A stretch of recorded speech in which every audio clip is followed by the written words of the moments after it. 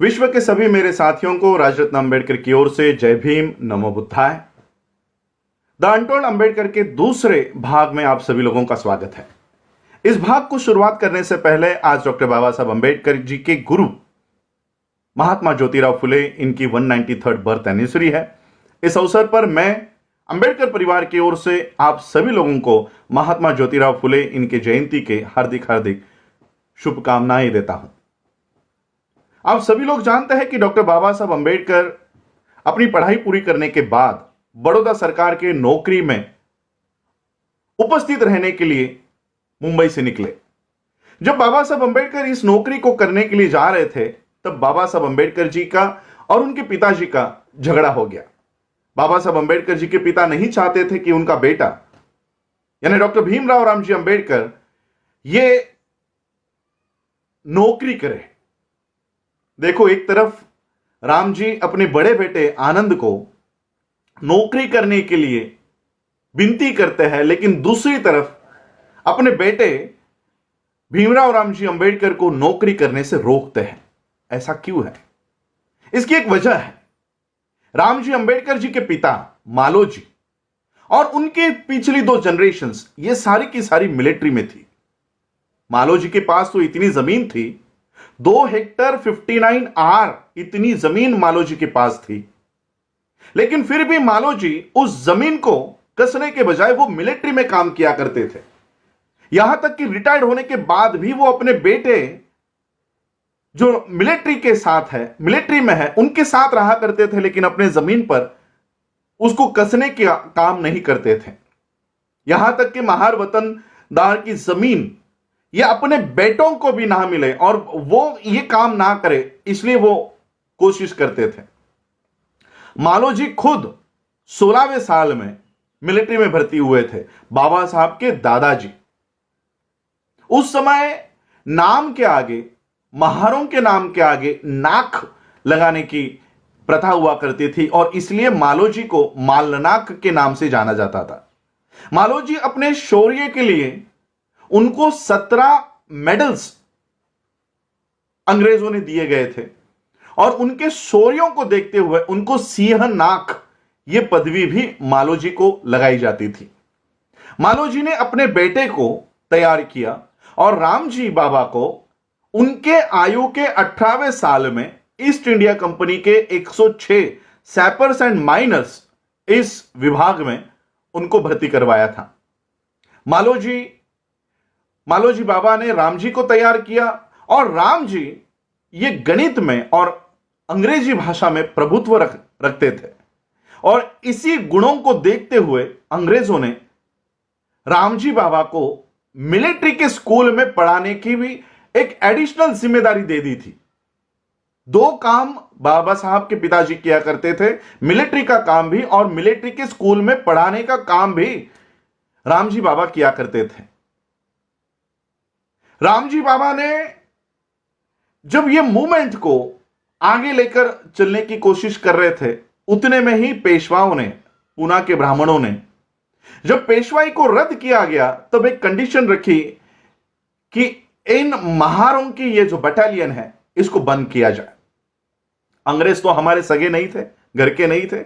अंग्रेजों ने इस महार बटालियन को बंद करवाया और परिणाम यह हुआ कि रामजी बाबा की नौकरी चली गई।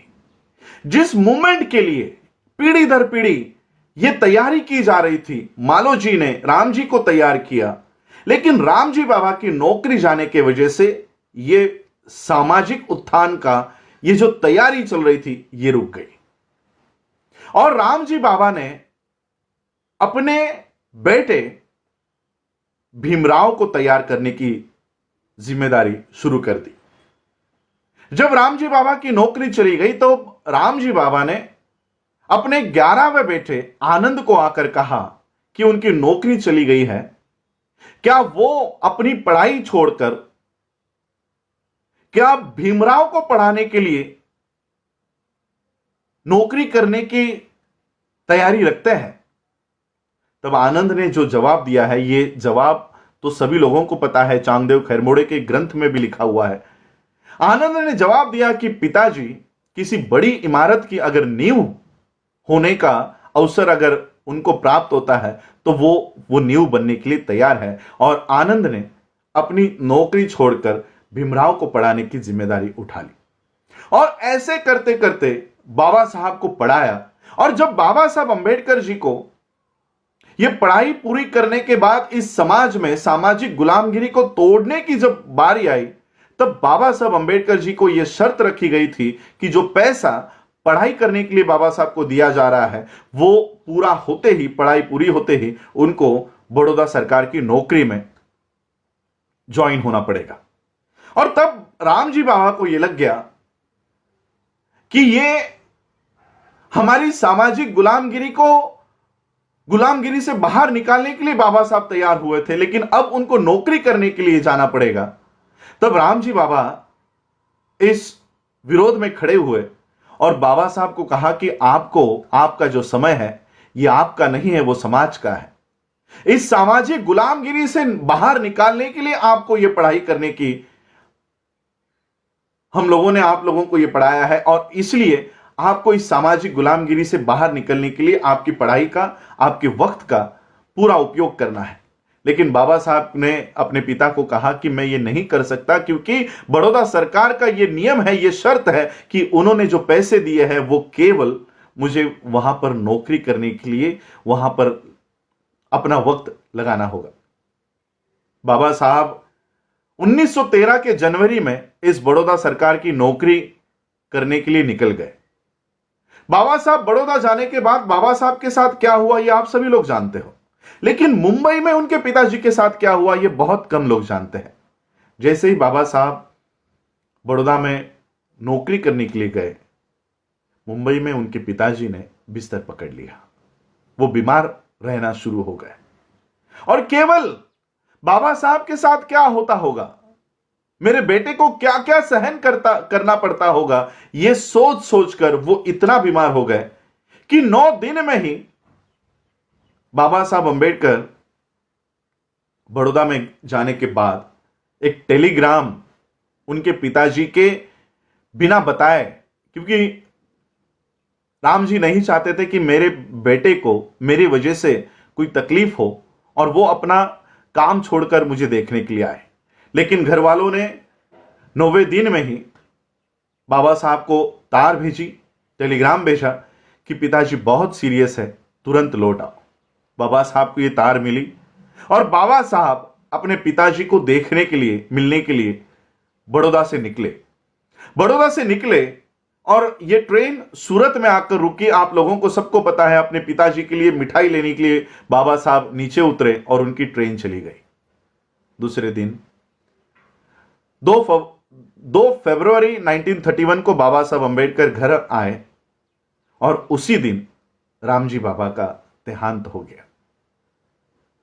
रामजी बाबा और बाबा साहब के बीच आखिरी कुछ पलों में बहुत गहरी बात हुई। उसके बाद बाबा साहब ने अपनी नौकरी त्याग दी और सामाजिक उत्थान की इस लड़ाई में बाबा साहब पूरी ताकत से उतरे।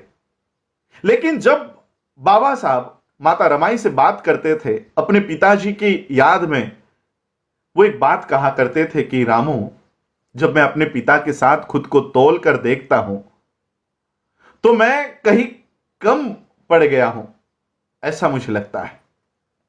ऐसा बाबा साहब क्यों कहा करते थे? बाबा साहब इसलिए ये बात कहते थे क्योंकि जो तैयारी मालोजी ने राम जी को तैयार करने में लगाई, जो राम जी ने बाबा साहब को तैयार करने में लगाया, वो कहीं ना कहीं बाबा साहब अंबेडकर अपने अगली पीढ़ी बाबा साहब की कौन है? क्या बाबा साहब के बच्चे और बाबा साहब के नेफ्यू ये बाबा साहब की अगली पीढ़ी थी? नहीं, ये पूरा समाज बाबा साहब की अगली पीढ़ी थी। बाबा साहब अपने अंतिम भाषणों में यही बात कहते हैं कि मुझे मेरे पढ़े लिखे लोगों ने धोखा दिया। वो इसलिए कहते हैं क्योंकि बाबा साहब ये मूवमेंट, जहां तक बाबा साहब ये कारवा लेकर आए थे, ये कारवा अगली जनरेशन को देकर जाना चाहते थे, लेकिन अगली पीढ़ी बाबा साहब अंबेडकर जी के फैसिलिटीज को लेकर खुश रह रही थी, लेकिन बाबा साहब की मूवमेंट को आगे लेकर जाने के लिए आगे नहीं आ रही थी। और इसलिए बाबा साहब ने व्यथित होकर ये बात कही कि ये कारवां मैं यहां तक लेकर आया हूं, अगर हो सकता है तो इसको आगे लेकर जाओ, लेकिन पीछे लेकर मत जाओ। और इसलिए बाबा साहब माता रमाई से बात करते हुए कहते थे कि मेरे पिताजी के साथ मैं अपने आप को जब तोलता हूं तो कहीं ना कहीं मैं कम पड़ गया हूं ऐसा लगता है। वो इसलिए क्योंकि बाबा साहब ये मोमेंट जिनके हाथों में ट्रांसफर करना चाहते थे, वो नौकरी लेकर, वो घर बनाकर, गाड़ी लेकर अपने परिवार में खुश होने लग गए थे और बाबा साहब की मूवमेंट चलाने के लिए आगे नहीं आ रहे थे। जय भीम, नमो बुद्धाय।